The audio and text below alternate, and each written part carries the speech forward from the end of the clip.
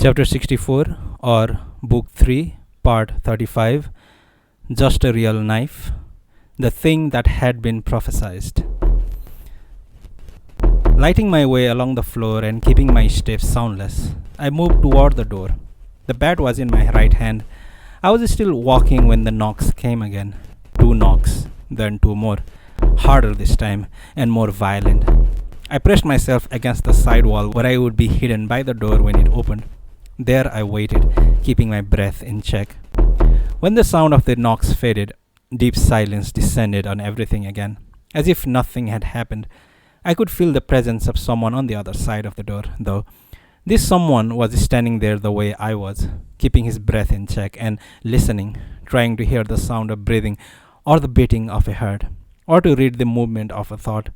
I tried to keep my breath from agitating the surrounding air. I am not here, I told myself. I am not here. I am not anywhere. The key turned in the lock. He made each movement with the utmost caution, stretching out the time it took to perform any one act so that the sounds involved would become isolated from each other, their meaning lost. The doorknob turned, and this was followed by the almost imperceptible sound of hinges rotating. The contractions of my heart began to speed up. I tried to quell the disturbance this caused, but without success. Someone came into the room, sending ripples through the air.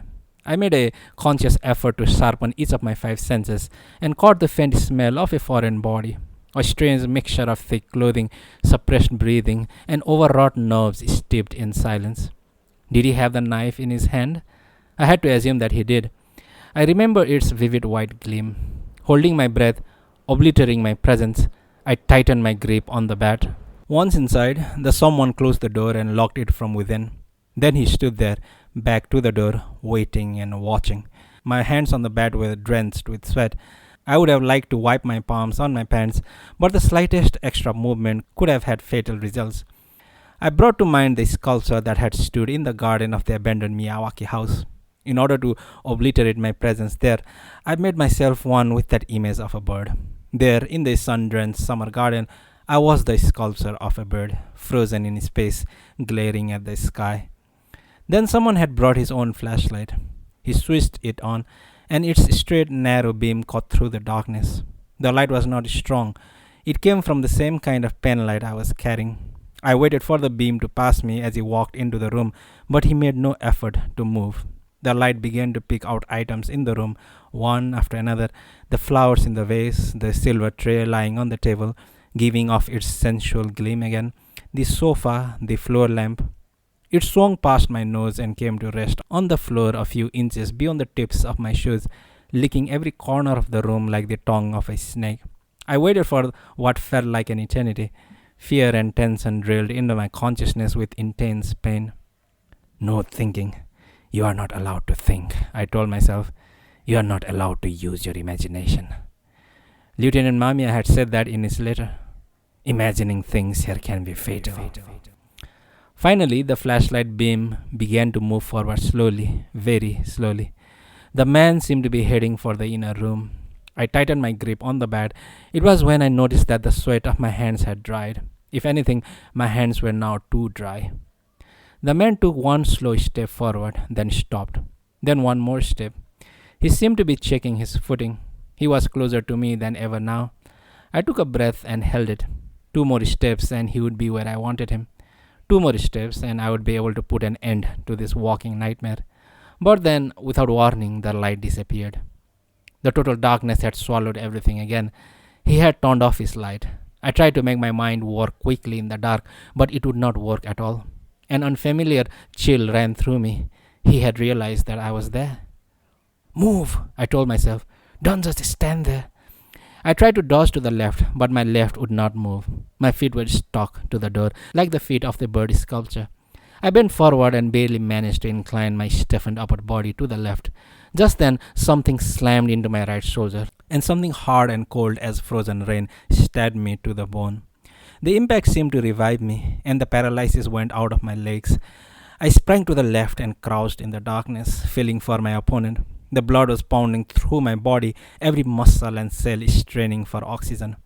My right shoulder was going numb, but I had no pain. The pain would come later. I stayed absolutely still, and he did too. We faced each other in the darkness, holding our breaths.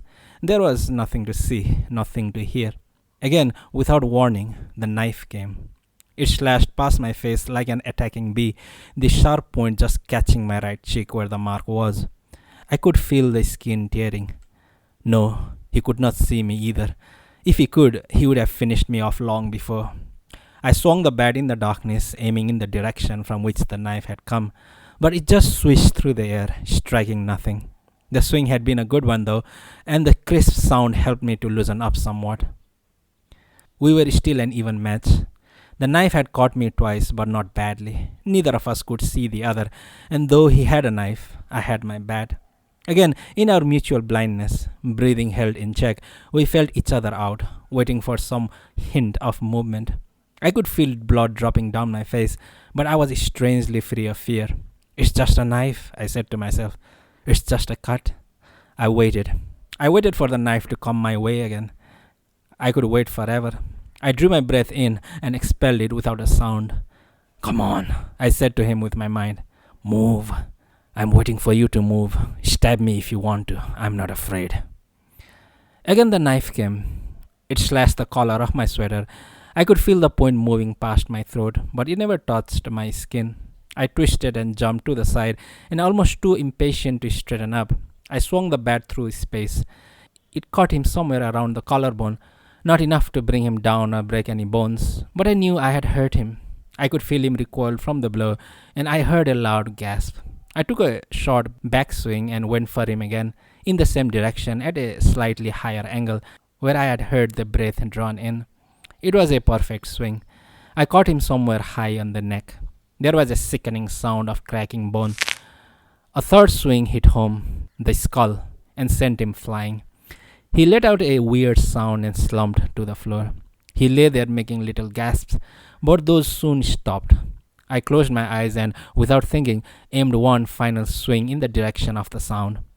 I didn't want to do it, but I had no choice. I had to finish him off, not out of hatred or even out of fear, but as something I simply had to do. I heard something crack open in the darkness like a piece of fruit, like a watermelon. I stood still, gripping the bat, holding it out in front of me. Then I realized I was trembling all over, and there was no way I could stop it. I took one step back and pulled the flashlight from my pocket. "Don't!" cried a voice in the darkness. "Don't look at it!" Kumiko's voice was calling to me from the inner room, trying to stop me from looking. But I had to look. I had to see it. I had to know what it was, this thing in the center of the darkness that I had just beaten to a pulp. Part of my mind understood what Kumiko was forbidding me to do. She was right. I shouldn't look at it. But I had the flashlight in my hand now, and that hand was moving on its own.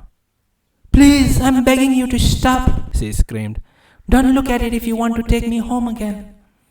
I clenched my teeth and quietly released the air I had locked in my lungs. Still the trembling would not subside. A sickening smell hung in the air, the smell of brains and violence and death. I had done this. I was the one who made the air smell like this. I found the sofa and collapsed onto it. For a while, I fought against the nausea rising in my stomach, but the nausea won. I vomited everything in my stomach onto the carpet, and when that was gone, I brought up stomach fluid, then air and saliva. While vomiting, I dropped the bat on the floor. I could hear it rolling away in the darkness. Once the spasms of my stomach began to subside, I wanted to take out my handkerchief to wipe my mouth, but I could not move my hand. I couldn't get up from the sofa.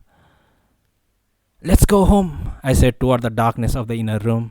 "This is all over now. Let's go." She didn't answer. There was no one in there anymore. I sank into the sofa and closed my eyes. I could feel the strength going out of me, from my fingers, my shoulders, my neck, my legs. The pain of my wounds began to fade as well. My body was losing all sense of mass and substance.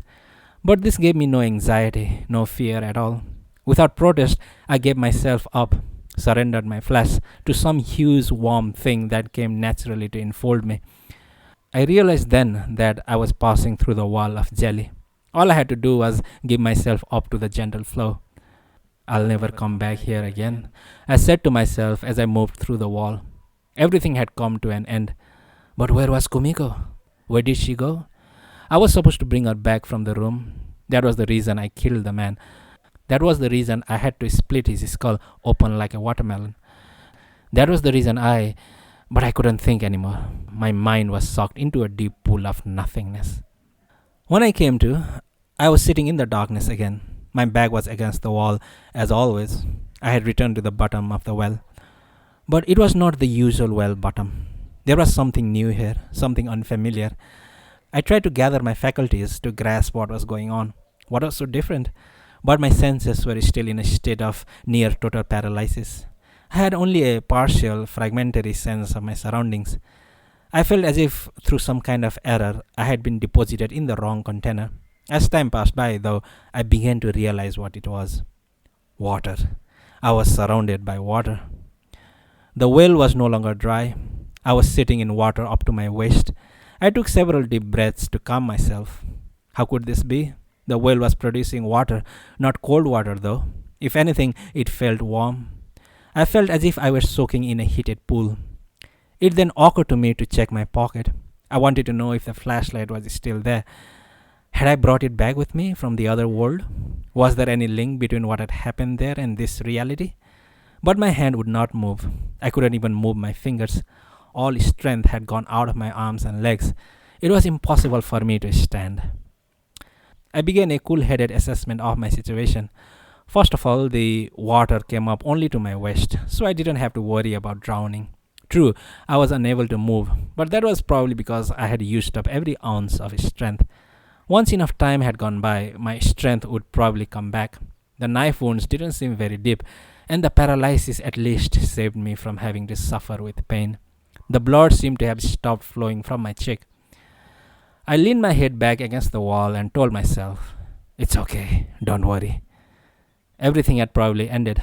All I had to do now was give my body some rest here, then go back to my original world, the world above ground, where the sunlight overflowed. But why had this well started producing water all of a sudden? It had dried up, dead for such a long time. Yet now it had come back to life. Could this have some connection with what I had accomplished there? Yes, it probably did. Something might have loosened whatever it was that had been obstructing the vein of water. Shortly after that, I encountered one ominous fact. At first, I tried to resist accepting it as a fact. My mind came up with a list of possibilities that would enable me to do that. I tried to convince myself that it was a hallucination caused by the combination of darkness and fatigue. But in the end, I had to recognize its truth. However much I attempted to deceive myself, it would not go away. The water level was rising. The water had risen now from my waist to the underside of my bent knees. It was happening slowly, but it was happening. I tried again to move my body. With a concentrated effort, I tried to squeeze out whatever strength I could manage, but it was useless. The most I could do was bend my neck a little. I looked overhead. The well lid was still solidly in place. I tried to look at the watch on my left wrist, without success.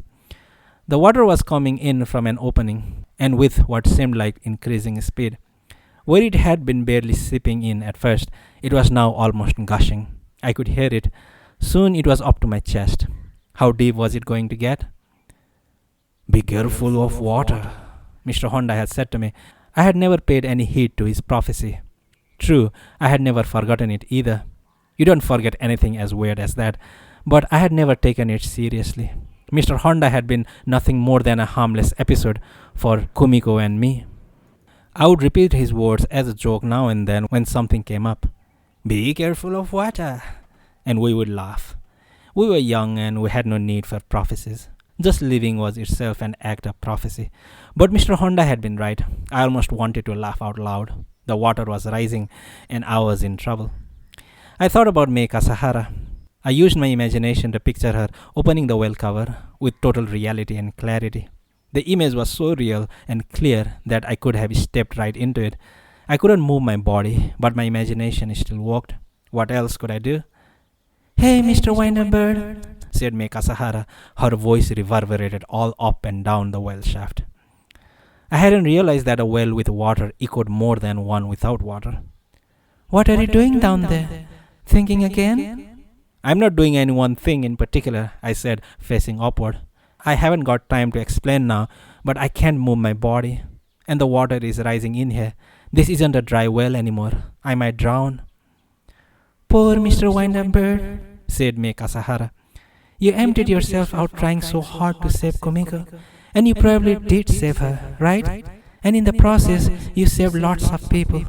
But you couldn't save yourself, and nobody else could save you.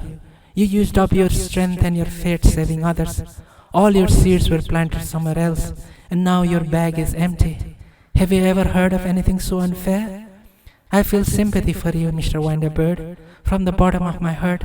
It's true, but finally it was a choice you made yourself. Do you know what I mean? I do, I said. I felt a dull throb in my right shoulder. It really happened then, I told myself. The knife really caught me. It caught me as a real knife. Are you afraid to die, Mr. Wind-Up Bird? Asked May Kasahara. Sure I am, I said. I could hear my voice reverberating in the well.